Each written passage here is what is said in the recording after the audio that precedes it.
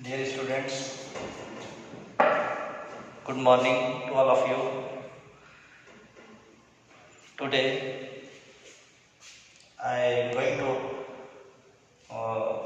teach you the active and passive of class 10th. इससे पहले जो वीडियो आपको मिली थी उसमें मैंने एक्टिव और पैसिव के बारे में बताया था कि एक्टिव क्या होता है, पैसिव क्या होता है। और प्रेजेंट इंडेफिनिट जो पहला टेंस है उसको मैंने बताया था कि अगर उस टेंस का कोई एक्टिव है तो आप उसका पैसिव कैसे बनाएंगे। आज उसी की प्रैक्टिस हम करेंगे, थोड़ा सा कोशिश करेंगे और उसको समझने के लिए। तो जो प्रेजेंट इंडेफिनिट आपने देखा था उसका जो मैंने रूल दिखाया था वो ये था, सबसे पहले आपको सब्जेक्ट आना था, सब्जेक्ट अप्लाई है, फिर उसके बाद आपको इज एन आर लाना था। ओके, फिर आप उसके बाद वर्ब की थर्ड फॉर्म लाए थे। क्या लाए थे? वर्ब की थर्ड फॉर्म। फिर उसके बाद आपको अदर्स बनेगा था, अगर अदर्स होगा तो अदर्स लाना है। फिर आप बाई लाएंगे, फिर ऑब्जेक्ट। ये रूल था। In subject is am are, verb की थर्ड फॉर्म, अदर्स, बाई और ऑब्जेक्ट। ये मैंने बताया था कि अगर प्रेजेंट इंडेफिनिट होगा एक्टिव वॉइस तो उसका जब पैसिव बनाएंगे तो ये रूल के हिसाब से बनाएंगे, subject is am are, verb की थर्ड फॉर्म, अदर्स, बाई और ऑब्जेक्ट। Clear students? अब देखिए थोड़ी सी प्रैक्टिस इस पे कर लेंगे ताकि, क्योंकि पहला है एक्टिव, ये प्रेजेंट इंडेफिनिट है। जब एक टेंस हम सही बना लेंगे तो हर टेंस हम जो है इजीली क्या कर सकते हैं, बना सकते हैं। तो मैंने बताया था कि जो एक्टिव से पैसे बनाएंगे उसमें तीन चीज़ों का ध्यान दिया जाता है। एक तो ये है कि जो एक्टिव का ऑब्जेक्ट होता है वो पैसे बन जाता है। क्लियर है? जो एक्टिव का ऑब्जेक्ट होता है वो पैसे बनता है, और जो एक्टिव का सब्जेक्ट होता है वो पैसिव का ऑब्जेक्ट बन जाता है। और एक चीज जो मैंने बताई थी उसमें वर्ब की थर्ड फॉर्म का प्रयोग किया जाता है, यानी हमेशा पैसिव अगर है तो उसमें हमेशा वर्ब की थर्ड फॉर्म का ही प्रयोग किया जाएगा। डियर स्टूडेंट्स, ये बात आपको समझ रखनी है। अब जैसे देखिए, she does not play cricket with me. She does not play cricket with me. ये प्रेजेंट इंडेफिनिट है और ये एक्टिव वॉइस है। क्या है? एक्टिव है। एक्टिव क्यों है? क्योंकि सब्जेक्ट जो प्ले जो कर रहा है वो वर्ब से पहले है, वर्ब से पहले है यानी सब्जेक्ट। इसमें आप देख लीजिए सब्जेक्ट जो है आपको वर्ब से पहले है, इसका मतलब एक्टिव है। और वैसे भी देखेंगे प्ले वर्ब है, अगर ये पैसिव रहता तो इसका थर्ड फॉर्म हम यूज करते, इसका मतलब ये एक्टिव वॉइस है। और ये प्रेजेंट इंडेफिनिट है, प्रेजेंट इंडेफिनिट है और वो निगेटिव फॉर्म भी है, यानी वो उसके अंदर नॉट भी है। तो जब पैसिव बनाएंगे तो उसके अंदर भी नॉट आना चाहिए। और ये डू डज जो आता है एक्टिव वॉइस में, ये पैसिव में यूज नहीं होता है। डू डज का यूज पैसिव में नहीं होता है, इस बात को क्लियर रखिए आप। अब देखिए आपको क्या करना है, ये सेंटेंस असर्टिव है, यानी असर्टिव है, सब्जेक्ट से शुरू है। क्लियर है? असर्टिव सेंटेंस है। तो अब इसको असर्टिव सेंटेंस के सब्जेक्ट पहले है तो पैसिव में भी सब्जेक्ट को पहले रखना पड़ेगा, लेकिन पैसिव में सब्जेक्ट जो है वो हम ऑब्जेक्ट से लाते हैं। कहां से लाते हैं? ऑब्जेक्ट से लाते हैं। अब हम देखेंगे कि इसका ऑब्जेक्ट क्या है। Okay, she does not play cricket with me, वो नहीं खेलती है क्रिकेट विथ मी, मेरे साथ, वो मेरे साथ क्रिकेट नहीं खेलती है। अब देखेंगे कि इसका ऑब्जेक्ट क्या है। ठीक, मैंने बताया था कि जब आप इंग्लिश में ट्रांसलेशन करेंगे तो क्या या किसको, क्या या किसको से अगर आप आंसर पूछेंगे तो आपको जो है जो आंसर मिलेगा वो ऑब्जेक्ट होता है। वो नहीं खेलती है, क्या नहीं खेलती है? क्रिकेट। किसको नहीं खेलती है यहां पे नहीं मिल रहा है, क्या नहीं खेलती? क्रिकेट। तो क्रिकेट यहाँ पे ऑब्जेक्ट है। ये ऑब्जेक्ट पैसिव में बन जाएगा सब्जेक्ट, यानी इस क्रिकेट को मैं सब्जेक्ट शी की जगह लेकर के आऊंगा, तो ये क्या हो जाएगा क्रिकेट। यस, ये देखिए क्रिकेट, क्रिकेट सिंगुलर, क्रिकेट क्या है सिंगुलर है। अब इसके हिसाब से आप देखिए कि is am are, okay, is am are में से क्या ला सकते हैं आप, इसके अकॉर्डिंग आप लाएंगे इज, क्लियर है। अब इसमें नॉट भी है तो इज एम आर वाज और के बाद नॉट का यूज हो जाता है, तो ये क्या करते हैं नॉट, ठीक। फिर उसके बाद वर्ब की थर्ड फॉर्म, प्ले वर्ब है, इसको हम ले जाएंगे थर्ड फॉर्म में, तो ये क्या हो जाएगा प्लेड, क्या हो गया प्लेड। अब अदर्स, अदर्स में हो भी सकता है नहीं भी हो सकता है, यहाँ पे अदर्स में है विथ मी, अदर्स है तो विथ मी को हम यहाँ पे लिखेंगे विथ मी। फिर उसके बाद आ रहा है बाय, क्या है बाय। फिर ऑब्जेक्ट, क्या है ऑब्जेक्ट, ऑब्जेक्ट हम यहाँ पे लाएंगे, लेकिन ऑब्जेक्ट कहाँ से लाएंगे एक्टिव के सब्जेक्ट से, एक्टिव का सब्जेक्ट क्या है शी, इस शी को हम जो है ऑब्जेक्ट की जगह लेकर के आएंगे, तो शी का ऑब्जेक्ट हर होता है, क्या होता है हर होता है, तो हम क्या लाएंगे हर।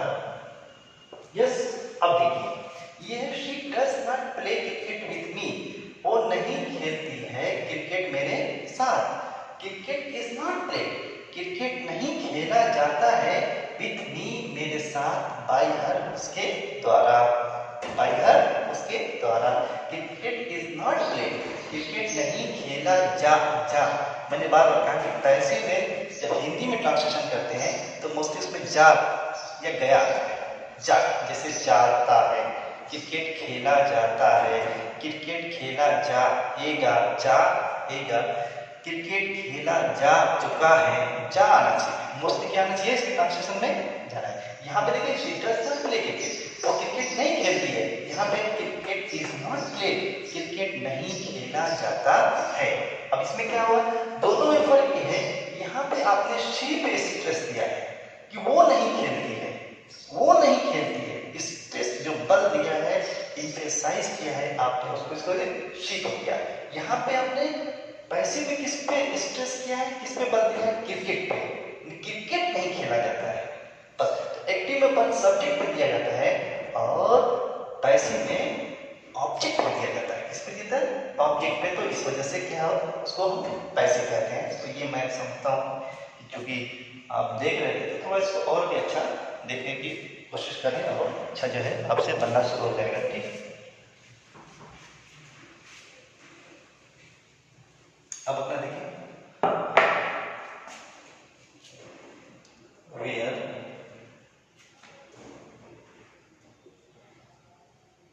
डू दे स्पीक इंग्लिश, ये देखो where do they speak English, वह सब कहाँ इंग्लिश बोलते हैं, where do they speak English, वो सब कहाँ इंग्लिश बोलते हैं। सेंटेंस को ध्यान से देखिए,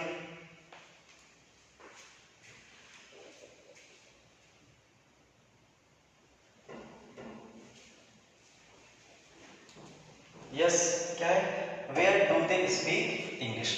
अब ये देखिए ये क्वेश्चन मार्क लगा है, क्या लगा है क्वेश्चन मार्क लगा है, इसका मतलब ये है ये इंट्रोगेटिव है, क्या है इंट्रोगेटिव है, तो ये एक्टिव है प्रेजेंट इंडेफिनिट का और ये इंट्रोगेटिव है। अब इसका पैसे बनाएंगे तो उस पैसे को भी इंट्रोगेटिव में ही होना चाहिए, किसमें होना चाहिए इंट्रोगेटिव में होना चाहिए, ठीक है। यानी वेयर अगर WH है क्वेश्चन वर्ड है तो पैसे में भी उसको आना चाहिए और वो जहां पे आ रहा है उसको वहीं पे आपको रखना है। तो सबसे पहले क्या लिखेंगे वेयर, क्या लिखेंगे वेयर। मैंने बताया था कि पैसे में डू डज नहीं आता है, एक जो अब एक्टिव का जो डू डज है जो नेगेटिव और इंट्रोगेटिव के लिए आता है वो पैसे में आप यूज नहीं करेंगे, क्लियर है। अब आप देखिए वेयर हो गया, उसके बाद आपको क्या करना है कि इज एम आर, क्या लाना है इज एम आर, कोई एक लाना है अकॉर्डिंग टू सब्जेक्ट, किसके अनुसार सब्जेक्ट के साथ। अब मान लो मैंने आर लगा दिया, क्या लगा दिया स्टूडेंट्स देखिएगा जरा इसको ध्यान से देखिएगा, मैंने सपोज मैंने आर लगा दिया, ठीक, तो ये WH हो गया, फिर इज एम आर हो गया, अब मुझे लाना है सब्जेक्ट। क्या लाना है? सब्जेक्ट। ये इज एम आर जो है वो सब्जेक्ट से पहले हो जाता है इंट्रोगेटिव में। ओके, तो मैंने इज एम आर को पहले कर दिया, अब मैं ला रहा हूँ सब्जेक्ट। क्या ला रहा हूँ? सब्जेक्ट। क्या ला रहा हूँ? सब्जेक्ट। सब्जेक्ट मुझे कहाँ से लाना है? वो ऑब्जेक्ट से लाना है। कहाँ से लाना है? ऑब्जेक्ट से। क्लियर है? तो अब देखो, where do they speak English में ऑब्जेक्ट क्या है? वो सब इंग्लिश कहाँ बोलते हैं? कहाँ बोलते हैं? मैंने कहा अगर ऑब्जेक्ट ढूंढना है तो आप क्या या किसको से क्या बोलते हैं? क्या बोलते हैं? इंग्लिश। तो इंग्लिश क्या है? ऑब्जेक्ट। उस ऑब्जेक्ट को तुम लाना है हमें कहाँ? सब्जेक्ट की जगह। तो क्या हो जाएगा ये? इंग्लिश। ओके, ध्यान से देखिए, अब इंग्लिश सब्जेक्ट है, is and are was verb, जो भी इस तरीके के जो भी फॉर्म होते हैं वो हमेशा अब जो है सब्जेक्ट के अनुसार होंगे, अकॉर्डिंग होंगे। तो सब्जेक्ट इंग्लिश है, इंग्लिश तो सिंगुलर होता है। ओके, तो आर सही है? नो, आर की जगह क्या होना चाहिए था? इज होना चाहिए था। क्या होना चाहिए था? Is. Where is English. Clear है? अब देखिए उसके बाद क्या आ रहा है? वर्ब की थर्ड फॉर्म स्पीक है, हम उसको थर्ड फॉर्म में ले जाएंगे तो क्या हो जाएगा? स्पोकन। क्या हो जाएगा? स्पोकन। क्लियर है? फिर उसके बाद क्या है? अदर्स। अदर्स में कुछ है? नो नो, अदर में कहीं कुछ नहीं है। देखिए अदर में यहाँ पे नहीं है, तो अदर में नहीं है तो नहीं है। उसके बाद आप क्या लग देंगे? बाई। क्या लग दिया आपने? बाई। बाई के बाद आपको क्या लाना है? ऑब्जेक्ट। क्या लाना है? ऑब्जेक्ट। देखिए बाई के बाद क्या है? ऑब्जेक्ट है। ऑब्जेक्ट आपको कहाँ से लाना है? एक्टिव के सब्जेक्ट से। खूब ध्यान से सुनिए, जब कोई पूछे कि ऑब्जेक्ट पैसे में ऑब्जेक्ट कहाँ से आएगा, आप बताएंगे एक्टिव का जो सब्जेक्ट होगा वो चला जाएगा ऑब्जेक्ट की जगह। क्लियर है? जिस तरह से ऑब्जेक्ट आ जाता है सब्जेक्ट की जगह, उसी तरीके से सब्जेक्ट चला जाता है ऑब्जेक्ट की जगह। तो where do they speak English, इसमें सब्जेक्ट क्या था? दे। कौन बोलते हैं? कौन से सब्जेक्ट में था? कौन है किसने से? तो दे। तो दे का ऑब्जेक्ट क्या होता है? देम। क्या होता है? देम। क्लियर है? अब इसमें भी क्वेश्चन मार्क है, ठीक है ना? अब ये दे जो है नॉमिनेटिव था, उसको आपने ऑब्जेक्टिव फॉर्म में यूज किया तो क्या हो गया? देम हो गया। मैंने बताया था पर्सनल नाउन का पर्सनल प्रोनाउन जो होता है वो आप देखेंगे तो वो अलग अलग फॉर्म में यूज होता है। कभी वो नॉमिनेटिव यूज होता है, नॉमिनेटिव यूज होगा तो सब्जेक्ट फॉर्म में होता है, ऑब्जेक्टिव यूज होगा तो ऑब्जेक्ट फॉर्म में होगा, पॉजेसिव होगा तो पॉजेसिव फॉर्म में होगा, ये रिफ्लेक्सिव होगा तो रिफ्लेक्सिव फॉर्म में होगा। तो यहाँ पे ये दे नॉमिनेटिव फॉर्म में था तो दे था, अब उसी को तुमने ऑब्जेक्टिव फॉर्म में लेके चले गए, ऑब्जेक्ट बना दिया तो दे का ऑब्जेक्ट क्या होता है? देम होता है। डियर स्टूडेंट्स, बात समझ में आ रही है? इसको समझने की कोशिश करिए, ठीक? अब एक चीज देखिए,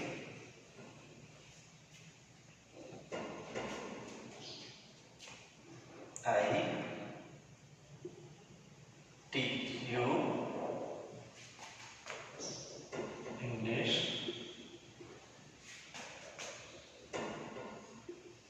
डे। ये ध्यान रखिएगा, क्वेश्चन मार्क फुल स्टॉप।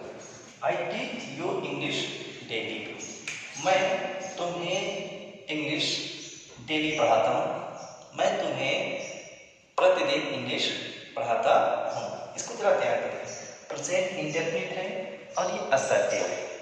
क्या है? असर्टिव है। तो असर्टिव में सबसे पहले क्या लाना है? सब्जेक्ट। क्या लाना है? सब्जेक्ट। अब ये एक्टिव है, जिससे आप कैसे बनाएंगे तो आप सबसे पहले क्या लेंगे? सब्जेक्ट लेंगे। क्या लेंगे? सब्जेक्ट। सब्जेक्ट कहाँ से आना है? एक्टिव का जो ऑब्जेक्ट है वो सब्जेक्ट बनेगा। वो क्या बनेगा? सब्जेक्ट बनेगा। फिर से ध्यान देंगे, ऑब्जेक्ट आपको कैसे मिलता है? क्या है? किसको से। क्या है? किसको से। आप यहाँ पे देखें क्या है? किसको से? आई टीच यू इंग्लिश डेली, मैं तुम्हें इंग्लिश डेली पढ़ाता हूँ। क्या पढ़ाता हूँ? इंग्लिश। किसको पढ़ाता हूँ? यू, तुमको। इसका मतलब इसमें दो ऑब्जेक्ट है, यू भी ऑब्जेक्ट है और इंग्लिश भी ऑब्जेक्ट। कभी कभी सेंटेंस में दो ऑब्जेक्ट होते हैं और सब जितने भी ऑब्जेक्ट होंगे वो सब एक ही प्रकार के हो सकते हैं। कभी कभी सेंटेंस में दो ऑब्जेक्ट होंगे लेकिन वो अलग अलग प्रकार के होंगे। अलग अलग प्रकार के कैसे हो सकते हैं? अगर उसमें एक लिविंग है और एक नॉन लिविंग है। अगर अब देखो यू यहाँ पे लिविंग और इंग्लिश यहाँ पे नॉन लिविंग है। क्लियर है कि नहीं? यू लिविंग है ना, इसके अंदर जीवन है, यू एक जिंदा चीज है, और इंग्लिश क्या है, निर्जीव चीज है, नॉन लिविंग चीज है। दो ऑब्जेक्ट हो रहे हैं, यानी एक से ज्यादा अगर ऑब्जेक्ट है, दो ऑब्जेक्ट अगर हो रहे हैं, एक लिविंग है और एक नॉन लिविंग है। क्लियर है? तो बेहतर क्या होता है कि जो लिविंग है उसको पहले रखा जाए और जो नॉन लिविंग है उसको बाद में रखा जाए। तो जब अब मसला ये है कि जब दोनों प्रकार के हैं तो क्या आप दोनों को सब्जेक्ट बनाएंगे? नो, दो प्रकार के अगर होंगे ऑब्जेक्ट। अब इसको क्या कहते हैं, ये यू को दो प्रकार के, यू हमेशा इनडायरेक्ट ऑब्जेक्ट होता है, जो लिविंग होता है वो कौन सा होता है, इनडायरेक्ट ऑब्जेक्ट होता है, और जो सजीव होता है, सॉरी जो निर्जीव होता है, जो नॉन लिविंग होता है, वो हमेशा डायरेक्ट ऑब्जेक्ट कहलाता है। क्या कहलाता है? डायरेक्ट। तो दो ऑब्जेक्ट आपको मिल रहे हैं और दोनों अलग अलग प्रकार के मिल रहे हैं, एक लिविंग है और एक नॉन लिविंग है, तो उसका रोल होता है उसमें से सिर्फ एक को आप सब्जेक्ट बनाएंगे। किसको बनाएंगे? सिर्फ एक को। और किसको बनाएंगे? जो पहले होगा उसको आप सब्जेक्ट बना देंगे, और जो बाद में होगा उसको अपनी जगह पे छोड़ देंगे। इसमें पहले कौन है? यू है। क्या है? यू। तो यू को आपने क्या बना दिया? सब्जेक्ट। यू नॉमिनेटिव फॉर्म में भी यू होता है और ऑब्जेक्टिव फॉर्म में भी यू होता है, यानी यू सब्जेक्ट भी हो सकता है और यू ऑब्जेक्ट भी हो सकता है। ठीक, लेकिन आई ऐसा नहीं है, आई नॉमिनेटिव है तो उसका ऑब्जेक्ट न्यू नहीं होगा। दे जैसा क्या था, दे का देम होगा, लेकिन यू का यू ही होता है, जो सब्जेक्ट भी हो सकता है, यू ऑब्जेक्ट भी हो सकता है। तो मैंने आपको ये बताया। अब देखो, अब यू है, सब्जेक्ट हो गया, उसके साथ क्या, इज एम आर, क्या ना था, इज एम आर। तो यू के साथ सबको पता है कि आप क्या यूज कर सकते हो, आर यूज करना। फिर वर्ब की थर्ड फॉर्म, इसमें वर्ब क्या है, टीच। टीच का थर्ड फॉर्म क्या हो जाएगा, टाट। ओके, फिर क्या है, अदर्स। अदर्स में क्या है, इंग्लिश है और डेली है, इंग्लिश भी है और डेली भी है, दोनों को आप लिख देंगे, इंग्लिश डेली। ओके, फिर उसके बाद क्या है, बाय। क्या है बेटा, बाय। अब बाय के बाद क्या लाना है, ऑब्जेक्ट। क्या लाना है, ऑब्जेक्ट। ऑब्जेक्ट कहां से लाना है, एक्टिव के सब्जेक्ट से। एक्टिव का सब्जेक्ट क्या है, आई है। क्या है, आई। अब आई को आप ऑब्जेक्ट बनाएंगे तो ये क्या हो जाता है, मी। क्या हो जाता है, मी। तो क्या हो गया, देखो, you are taught English daily by me. यहाँ पर लिखा I teach you English daily, मैं तुम्हें इंग्लिश डेली प्रतिदिन पढ़ाता हूँ। यहाँ पे मैंने कहा यू आर टॉट, तुम्हें पढ़ाया जाता है इंग्लिश प्रतिदिन बाय मी, मेरे द्वारा। देखिए यहाँ पे आई टीच, मैं पढ़ाता हूँ, मुझ पे स्ट्रेस किया गया, एक्टिव है। यहाँ पे यू आर टॉट, तुम्हें पढ़ाया जाता है, जाके। मैंने कहा था ना कि जब आप पैसे का ट्रांसलेशन करेंगे तो उसमें मोस्टली क्या आता है, जाता है। यू आर टॉट, तुम्हें पढ़ाया जाता है इंग्लिश डेली बाय मी, मेरे द्वारा। ये जरा देखिए ध्यान से, आपको समझ में आ रहा होगा। ठीक, इसको अब एक चीज ये समझ सकते हैं कि ये यू भी सब्जेक्ट था और ऑब्जेक्ट था, और इंग्लिश भी ऑब्जेक्ट थे, ये दोनों ऑब्जेक्ट थे। कोई कहे कि नहीं सर, हम पहले वाले को नहीं दूसरे वाले को हम सब्जेक्ट बनाएंगे, तो बना सकते हैं, कोई दिक्कत। जैसे मैं बना रहा हूं, अगर मैं चाहूं तो इंग्लिश को भी बना सकता हूं, इंग्लिश। ओके, फिर इज एम आर, इंग्लिश के अकॉर्डिंग इज, फिर वर्ब की थर्ड फॉर्म टाट। फिर बचा क्या है, यू बचा है और डेली बचा है, ठीक है ना। तो मैं यू डेली। ओके, अब इसमें एक चीज समझ लीजिए, अगर दो प्रकार के ऑब्जेक्ट हैं, आपने नॉन लिविंग को, यानी नॉन लिविंग को पहले रख दिया, सब्जेक्ट बना दिया, और जो लिविंग है उसको आपने उसकी जगह पे छोड़ दिया, तो आप जो है उससे पहले आपको टू का यूज करना पड़ता है। किसका यूज करना पड़ता है, टू का यूज करेंगे। अगर टू नहीं लगाएंगे तो फिर वो सेंटेंस क्या हो जाएगा, गलत हो जाएगा। तो आप ये समझिए कि आपको क्या लगाना पड़ेगा, अगर नॉन लिविंग जो ऑब्जेक्ट है उसको आप सब्जेक्ट नहीं बनाए हैं, बल्कि लिविंग जो है उसको आपने बनाया है, तो फिर आपको क्या करना पड़ता है, यहाँ पे आपको लिविंग से पहले क्या है, टू लगाना पड़ता है, by me.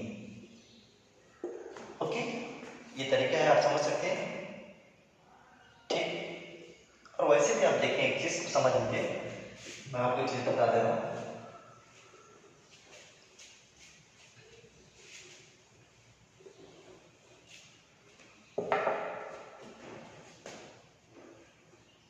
I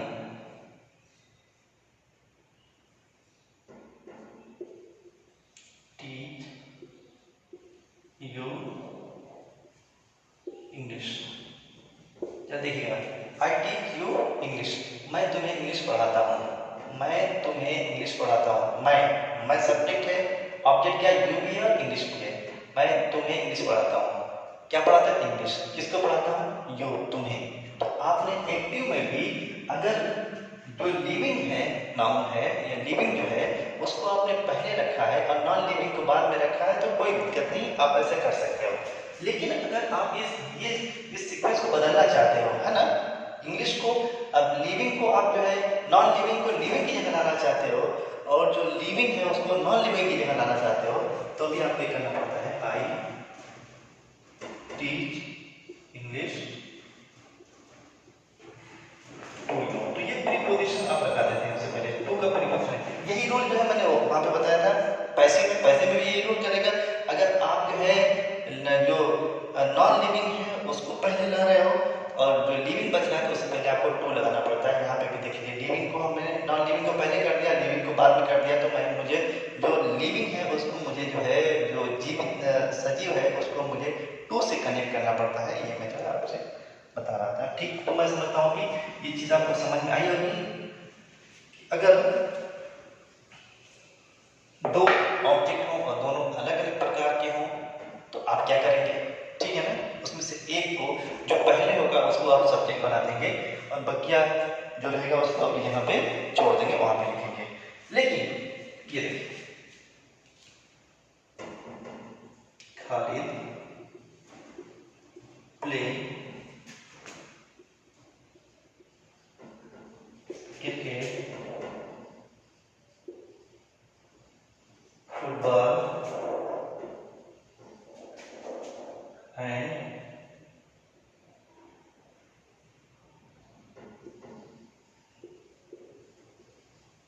many games. Khalid plays cricket, football and many games. Khalid खेलता है cricket, football and many games. Khalid खेलता है क्रिकेट, फुटबॉल और बहुत से खेल।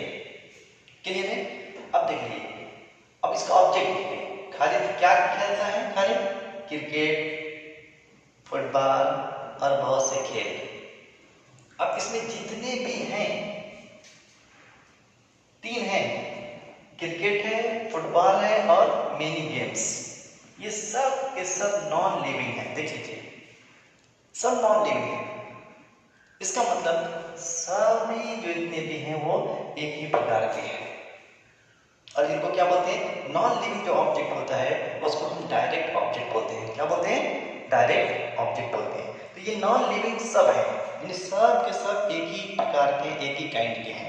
अब अगर इनका तुम पैसे बनाना है तो हमें क्या करना पड़ेगा, जितने भी लिविंग हैं या जितने भी नॉन लिविंग हैं, अगर एक ही प्रकार के समय तो सबको हमें सब्जेक्ट बनाना पड़ेगा। अब देखिए, खालिद खेलता है cricket, football and many games. खेलता है क्या, क्रिकेट, फुटबॉल और बहुत से खेल भी। क्लियर? अब आपको मैं कहूँ कि इसको पैसे बनाना है तो सबसे पहले क्या लेंगे, सब्जेक्ट। क्या लेंगे, सब्जेक्ट। सब्जेक्ट कहां से लाना है, एक्टिव के ऑब्जेक्ट से। एक्टिव का ऑब्जेक्ट क्या है, क्रिकेट भी है, फुटबॉल भी है और मेनी गेम्स भी है। तो आप सबको सब्जेक्ट बनाएंगे। देखिए क्या होगा, cricket comma football and many games. Okay, सब सब्जेक्ट बन गया, cricket, football and many games. अब उसके बाद क्या आना चाहिए, इज एम आर। क्या आना चाहिए था, इज एम आर। अब क्या तीन है, एक से ज्यादा है, क्रिकेट फुटबॉल मिलकर के प्लुरल बन गए गेम्स। तो अब इसको क्या लगाना है, आर। क्या लगाना है, आर। क्लियर है। फिर उसके बाद वर्ब की थर्ड फॉर्म, वर्ब क्या है, प्ले। क्या रहेगा, प्ले। ठीक, अदर्स में कुछ है नहीं है। फिर क्या लगाएंगे, बाय। बाय के बाद क्या लाना है, ऑब्जेक्ट। ऑब्जेक्ट कहां से लाना है, एक्टिव के सब्जेक्ट से। एक्टिव का सब्जेक्ट क्या है, खालिद। क्या है, खालिद। अब जाहिर सी बात है, खालिद है तो खालिद को आप जो बनाएंगे क्या, एक्टिव पैसिव का ऑब्जेक्ट। खालिद सब्जेक्ट भी होता है, खालिद ऑब्जेक्ट भी हो सकता है, तो ये सेम रहेगा। बस ये आपको यहाँ पे इसको लिख देना है। देखिए, समझने की कोशिश करिए। यस, समझ में आ रहा है तो बहुत अच्छा, और इजी करके समझाया जा रहा है आपको। यस,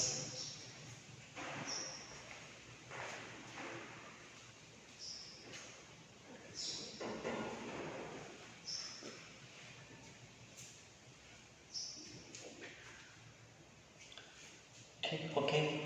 एक सेंटेंस और देखते हैं।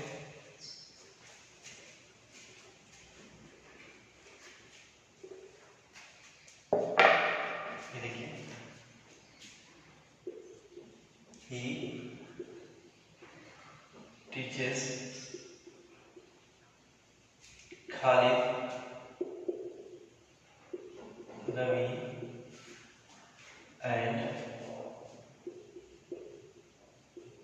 Deepak. Yes, ये देखो, he teaches Khalid, Ravi and Deepak. Okay, वो पढ़ाता है खालिद, रवि एंड दीपक को। वो पढ़ाता है खालिद को, रवि को और दीपक को। क्लियर है। अभी देखो, एक्टिव है, एक्टिव है और ये असर्टिव है। इंट्रोगेटिव तो नहीं, क्वेश्चन मार्क तो नहीं है, असर्टिव। सबसे पहले हम लाएंगे सब्जेक्ट। सब्जेक्ट कहां से लाना है, एक्टिव के ऑब्जेक्ट से। एक्टिव का ऑब्जेक्ट क्या है, देखते हैं। वो पढ़ाता है, क्या पढ़ाता है, क्या से कुछ भी नहीं मिला है, कोई नॉन लिविंग नहीं है, कोई निर्जीव चीज नहीं है। अब पूछे किसको पढ़ाता है, तो पता चले खालिद को, रवि को और दीपक को। अब यहाँ पे तीन ऑब्जेक्ट है, 1, 2 एंड 3। तीनों पे ध्यान देंगे, ये तीनों के तीनों लिविंग है, सजीव है। क्लियर है। तो जब एक ही प्रकार के सब हैं तो सब के सब जो है एक ही प्रकार के ऑब्जेक्ट हैं ये, और इनको लिविंग ऑब्जेक्ट को हम क्या बोलते हैं, ये इनडायरेक्ट ऑब्जेक्ट होते हैं। क्या होते हैं, इनडायरेक्ट ऑब्जेक्ट होता है। तो अब इसको हम कैसे बनाएंगे, तो जितने भी ऑब्जेक्ट हैं सबको सब सब्जेक्ट बनाना पड़ेगा, क्योंकि सब एक ही प्रकार के हैं। इसमें कुछ लिविंग होते हैं, कुछ नॉन लिविंग होते हैं, तो फिर पहले वाले को आप क्या करते, बनाते सब्जेक्ट, बकिया को वहां पे छोड़ देते। लेकिन सब के सब एक ही प्रकार के हैं, तो सबको आप क्या बनाएंगे, सब्जेक्ट बना देंगे। तो क्या हो गया, खालिद, रवि एंड दीपक। अब देखिए, खालिद, रवि एंड दीपक तीन हैं। ओके, खालिद भी है, रवि भी और दीपक भी, ये तीन है। अब तीन है तो इस हमारे में से क्या रहेगा, वन, मोर देन वन है, मोर देन वन है तो इसका मतलब वो प्लूरल है। अब क्या लगेंगे, आर। क्या लगा दिया, आर। और उसके साथ फिर क्या होगा, उसके बाद वर्ब की थर्ड फॉर्म, वर्ब इसमें क्या है, टीच। क्या हो जाएगा, टाट। ओके, फिर क्या आएगा, अदर्स। अदर्स में कुछ नहीं है, आप क्या लगा देंगे, बाय। फिर क्या आएगा, ऑब्जेक्ट। ऑब्जेक्ट कहां से लाना है, एक्टिव के सब्जेक्ट से। एक्टिव का सब्जेक्ट क्या है, ही है। जो वर्ब से पहले होता है वो सब्जेक्ट होता है, ही को ऑब्जेक्ट फॉर्म में लेके जाएंगे, ऑब्जेक्ट की जगह ये क्या बन जाएगा, हिम। देखिए डियर, मैंने ऑब्जेक्ट के बारे में आज बहुत क्लियर बताया है कि ऑब्जेक्ट एक भी हो सकता है, एक से ज्यादा भी हो सकती है। एक से ज्यादा होंगे, एक ही प्रकार के हो सकते हैं, अलग अलग प्रकार के भी हो सकते हैं। ऑब्जेक्ट दो प्रकार के होते हैं, एक लिविंग होता है और एक नॉन लिविंग होता है, जो लिविंग होता है उसको इनडायरेक्ट ऑब्जेक्ट बोलते हैं, और जो लिविंग होता है उसको इनडायरेक्ट ऑब्जेक्ट बोलते हैं, और जो नॉन लिविंग होता है उसको आप डायरेक्ट ऑब्जेक्ट बोलते हो। ये मैंने बताने की कोशिश किया था।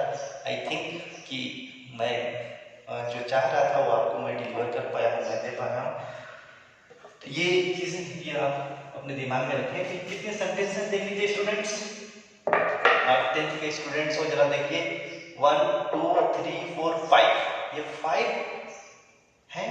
इसको आप लिख लें, लिख करके इसको ये फेयर नहीं करना, आज कुछ भी फेयर नहीं करना है, बस मैंने आपको एक्सरसाइज बताई है, फेयर कुछ भी नहीं करना है आज। इसको आप अपने रफ पे इसका पैसे बनाने की कोशिश करिएगा कि हम इसका पैसे बना सकते हैं कि नहीं बना सकते हैं। क्लियर है? तो मैं समझता हूँ कि प्रेजेंट इंडेफिनिट के बारे में जो मैंने आज आपको बताया था, आप इसकी प्रैक्टिस कर लें, अच्छा इसको देख लें।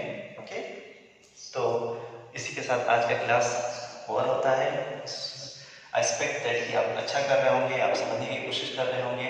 इसमें कोई अगर आपको कोई प्रॉब्लम्स आ रहा है, कोई डाउट्स वगैरह आ रहा है, तो फिर आप उसको जो है नोट डाउन कर लें, लिख लें। बाद में जब मुलाकात होगी आप पूछ सकते हैं, या आने वाले वीडियो में हो सकता है आपके डाउट्स को दूर हो सकते हैं। Thanks for this class and we will see again tomorrow or after tomorrow. Thanks.